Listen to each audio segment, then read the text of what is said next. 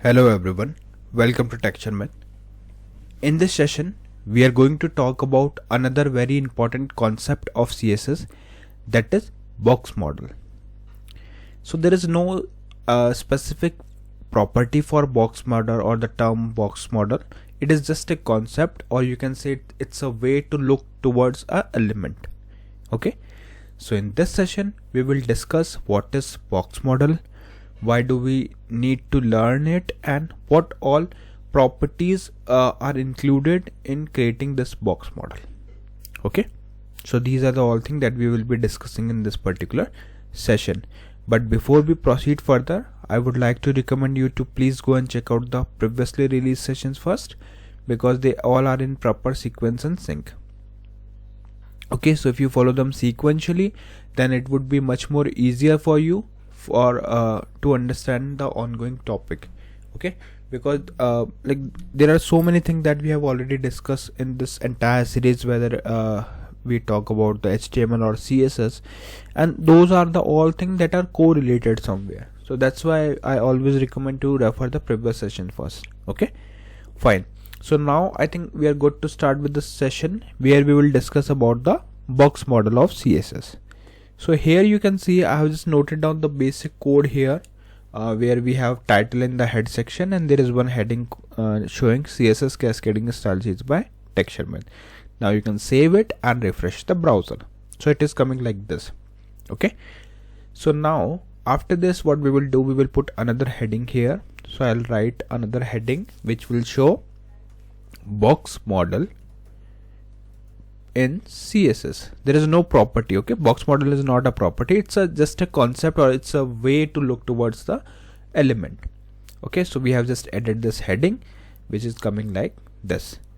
After this what I will do, I will add one div here, because I want to explain you, or you can say I want to demonstrate you this concept of box model. So for that I have added this div. In this div we will associate one ID. So let's associate the ID with box1. Okay, now what is this box1? This is just a ID which we will be using to apply some CSS on it. Remember one thing, this is case sensitive. So if you are specifying something with the capital letters, so always make sure to provide it in a capital letter throughout the program, otherwise it won't work. Okay, fine. Now we can write CSS with any approach, inline, internal or external, but here I'm going to use the internal approach. Why? Because with the internal approach we can write both, like we can show both, we can see the HTML as well as CSS code on the same page. Okay, that's why I'm writing the internal CSS, but it would work with all. Okay, fine. So here we will write style, and in style we will apply firstly the width. Okay, so let's say I'm applying the width not like this. Firstly we have to select the selector which is ID, so we are using hash. Here we will write box1, opening and closing curly braces, and here we will set width height. So width would be, let's say, 300 pixel. Okay, then we will set height. Okay, and height would be let's say 150 pixel. Then we will set background color. Background color would be aqua. Now you can save it, and after this let's say we want to write some content in it, so let's copy it, this text, just to save the time, and we will paste it inside the div. Alright, now you can refresh it. Okay, fine. So we have created this thing, and I have not added border yet because I want to show you something. So now let's talk about the box model. Okay, so we will see what exactly the term box model is. So whenever there is a discussion regarding the design or layout, this term is commonly used, which is box model. So if someone asks you what is box model, so you can simply say that the CSS box model is a box that wraps around every HTML element. Okay, so you can assume a box around a element of HTML which consists of content, padding, borders, margin. Okay, so as of now you can see in this, if consider this as a consider this element as a box where we have content layer, then we have what we will do now. I'll apply the border here. So let's apply the border. Border would be 10 pixel solid black. Save it, refresh it. So this is how it comes. Okay, now we know about the padding concept, so it's time to apply that concept as well. So let's add padding 20 pixel, save. Okay, so here you can see 20 pixel means 20 pixels on left and 20 pixels on right, means overall 20 pixels. Okay, save it, refresh it. So here we can see on top 20 pixel, bottom, top, bottom, left, right. Likewise we have margin concept, so we will put here margin would be 20 pixel. So now this box is ready. It's time to visualize the things in a simpler way. So this is one element, and this one element consists of 4 layers. What all 4 layers are there? The first layer, the outer layer, is of margin. Okay, so outer layer is of margin, which is of 20 pixel. Then we have border layer, which is of 10 pixel, or maybe we can make it as 20 also, so that fine, let's keep it as 20. So we have 20 pixel margin, then 20 pixel border. Inside border we have another layer which is of padding, which is again 20 pixel, and then we have the actual content. So you can assume the things in a way that first layer, if we are going from outside to inside, so here the first layer of the element is the margin. Okay, so here we have 20 pixel margin on top, bottom, left, right, all 4 sides.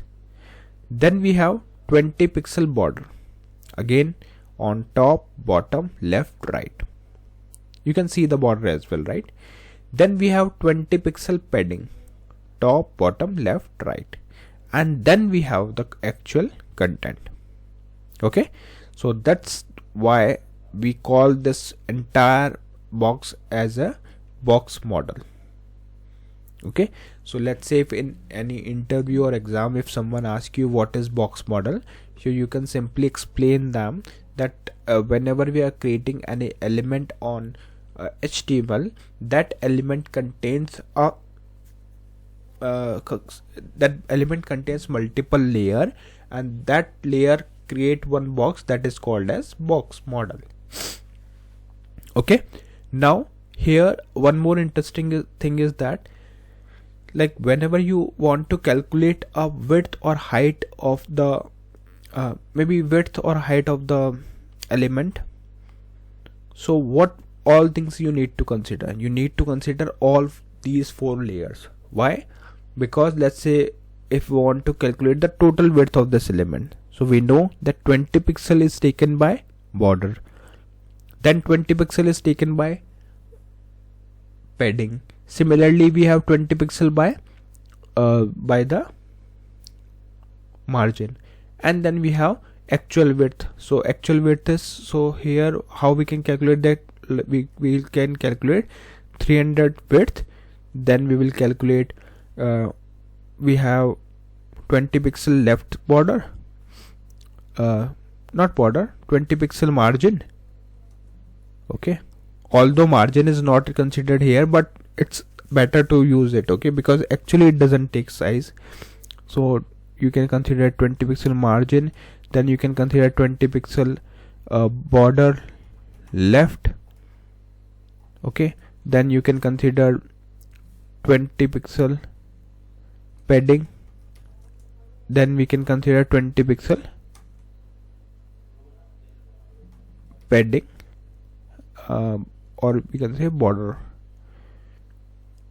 40 pixel. Okay, why 40? 20 on left, 20 on right. Similarly why border,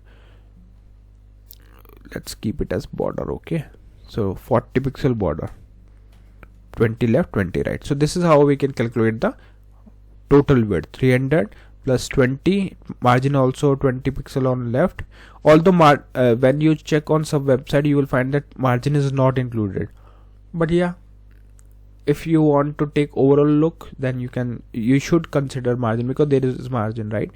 But normally, like how we calculate 300 as total width, at 300 as width, then 20 pixel for the border, 20 not border, border we will consider 40. Why 40? Because 20 pixel on left and 20 pixel on right, then 40 pixel for padding, 20 pixel on left but 20 pixel on right. And here also margin we can consider as 40.